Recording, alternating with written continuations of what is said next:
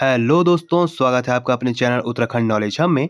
दोस्तों, आज मैं आपके लिए Uttarakhand UK PSC UK triple SC सामान्य अध्ययन टेस्ट सीरीज 9 लेके आया हूं, जो कि Uttarakhand lower PCS, upper PCS, स्नातक स्तरीय परीक्षा, वीडियो वीपीडीओ, पटवारी, लेखपाल पुलिस व उत्तराखंड की सभी सरकारी भर्ती परीक्षाओं हेतु समान रूप से उपयोगी है। तो चलिए दोस्तों, आज का टॉपिक शुरू करते हैं। तो दोस्तों, Uttarakhand UK PSC UK triple SC सामान्य अध्ययन टेस्ट सीरीज 9 में पहला प्रश्न है, उर्वशी किसकी रचना है? तो दोस्तों, उर्वशी रामधारी सिंह दिनकर की रचना है। अगला प्रश्न है, साहित्य के नोबेल से सम्मानित पहली अश्वेत महिला? तो दोस्तों, साहित्य के नोबेल से सम्मानित पहली अश्वेत महिला है टॉनी मॉरिसन। अगला प्रश्न है, हिंदी में पहला ज्ञानपीठ पुरस्कार किसे मिला? तो दोस्तों, यह मिला सुमित्रा नंदन पंत को। अगला प्रश्न है, स्थूल का विलोम शब्द क्या होता है? तो दोस्तों, स्थूल का विलोम शब्द होता है सूक्ष्म। अगला प्रश्न है दोस्तों, कनक कनकते 100 गुनी मादकता अधिकाय, या खाए बौरात नर व पाए बौराय, बौरान नर व बौराय। तो दोस्तों, इसमें यमक अलंकार है। अगला प्रश्न है दोस्तों, संचारी भावों की संख्या कितनी है? तो दोस्तों, यह है 33। अगला प्रश्न है, ज्ञान मार्गी शाखा के कवियों को किस नाम से पुकारा जाता है? तो दोस्तों, इनको संत कवि नाम से पुकारा जाता है। अगला प्रश्न है, हिंदी साहित्य के इतिहास के सर्वप्रथम लेखक कौन है? तो दोस्तों, वह है गारसा द तासी। अगला प्रश्न है, उपन्यास दुर्गेश नंदिनी के लेखक कौन है? तो दोस्तों, इस उपन्यास के लेखक हैं बंकिम चंद्र चटर्जी। अगला प्रश्न है दोस्तों, तुलसीदास की रचना कवितावली किस भाषा की रचना है? तो दोस्तों, यह ब्रज भाषा की रचना है। अगला प्रश्न है, जो करेगा सो भरेगा किस प्रकार का सर्वनाम है? तो दोस्तों, यह संबंधवाचक सर्वनाम है। अगला प्रश्न है, समीप की वस्तुओं हेतु यह और दूर की वस्तुओं हेतु वह में किस सर्वनाम का प्रयोग होता है? तो दोस्तों, इसमें निश्चयवाचक सर्वनाम का प्रयोग होता है। अगला प्रश्न है दोस्तों, मैं, हम, मुझे, मेरा किस प्रकार के सर्वनाम है? तो दोस्तों, यह उत्तम पुरुष वाचक सर्वनाम है। अगला प्रश्न है, संविधान के किस अनुच्छेद के तहत हिंदी को भारत की राजभाषा घोषित किया गया?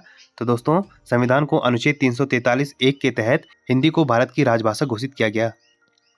अगला प्रश्न है, इमली, लीची, नाशपाती, खिरनी, नारंगी आदि हैं। तो दोस्तों, यह स्त्रीलिंग शब्द हैं।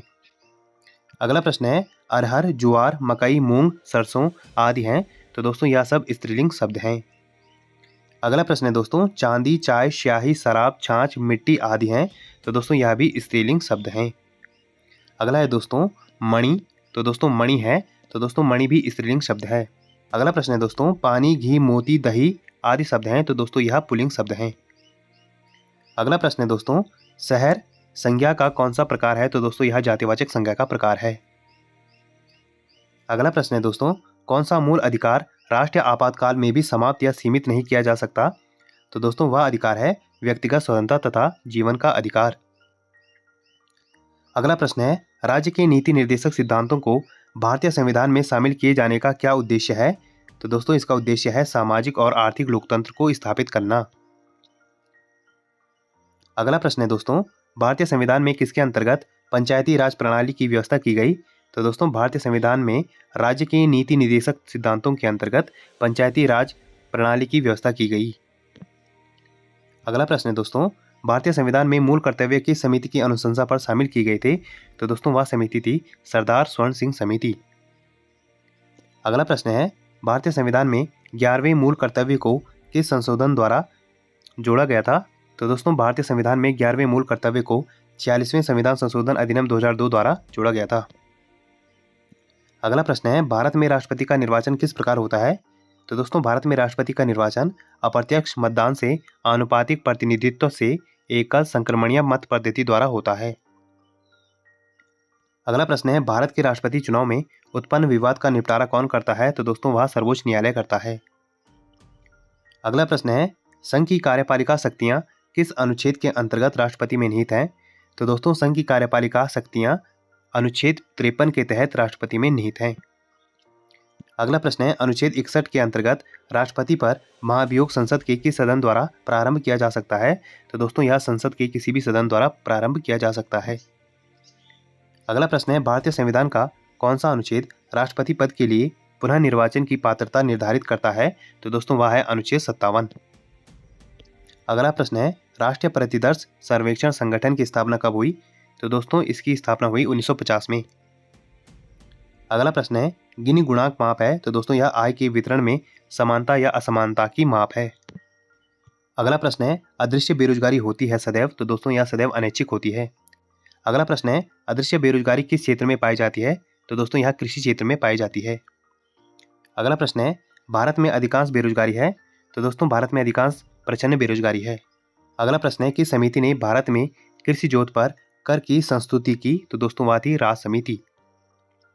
अगला प्रश्न है, कृषि वित्त क्षेत्र में सर्वोच्च संस्था है, तो दोस्तों वह है नाबार्ड।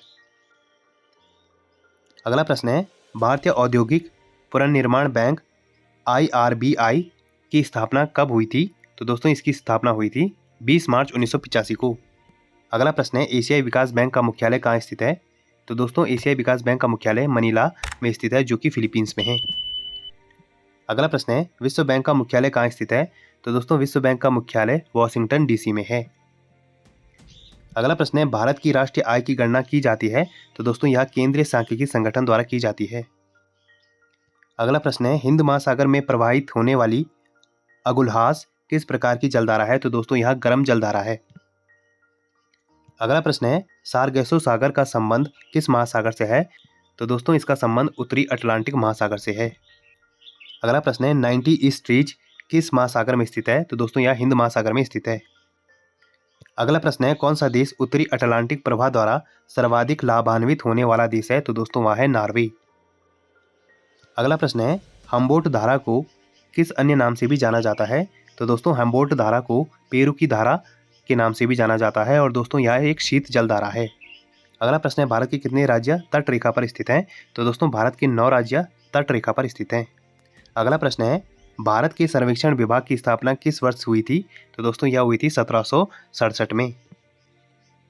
अगला प्रश्न है, भारत का उत्तर दक्षिणी विस्तार है, तो दोस्तों भारत का उत्तर से दक्षिणी विस्तार है 3214 किलोमीटर। अगला प्रश्न है, लक्षद्वीप है, तो दोस्तों यह प्रवाल उत्पन्न है। अगला प्रश्न है, किस भारतीय राज्य को लाल नदी और नीली पहाड़ियों की भूमि के नाम से जाना जाता है, तो दोस्तों वह है असम। अगला प्रश्न है, वैदिक देवमंडल में कौन देवता युद्ध का देवता माना जाता है, तो दोस्तों वह है इंद्र।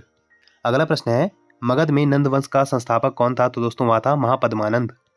अगला प्रश्न है, यूनानी लेखक जस्टिन द्वारा किसे सैंड्रोकोर्स कहा गया था, तो दोस्तों वह था चंद्रगुप्त मौर्य। अगला प्रश्न है, न्याय दर्शन के संस्थापक थे, तो दोस्तों वह थे गौतम। अगला प्रश्न है, कौन से सूफी संत महबूब ए इलाही के नाम से जाने जाते हैं, तो दोस्तों वह हैं शेख निजामुद्दीन औलिया। अगला प्रश्न है, सुल्तान जिसने बढ़ाकर भू राजस्व उपज का 50% कर दिया वह था, तो दोस्तों वह था अलाउद्दीन खिलजी। अगला प्रश्न है, कौन सी इमारत शान फतेहपुर कही जाती है, तो दोस्तों वह है जामा मस्जिद। अगला प्रश्न है, तबकात ए अकबरी किसने लिखी थी, तो दोस्तों यह लिखी थी निजामुद्दीन अहमद ने। अगला प्रश्न है, किस सिख गुरु के द्वारा सिखों का खालसा में रूपांतरण किया गया था, तो दोस्तों गुरु गोविंद द्वारा सिखों का खालसा में रूपांतरण किया गया था।